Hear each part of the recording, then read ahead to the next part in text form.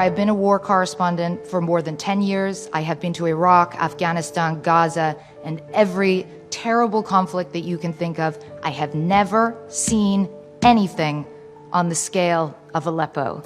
There are no winners in Aleppo.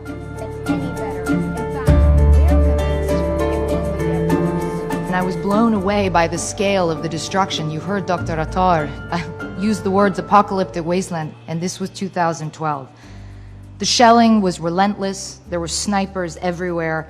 And I just remember the feeling of exhaustion from being so petrified all the time. The only thing I could think of was, this is actually hell. This is what hell feels like. And there's no way it can get any worse than this. But it did. It got a lot worse.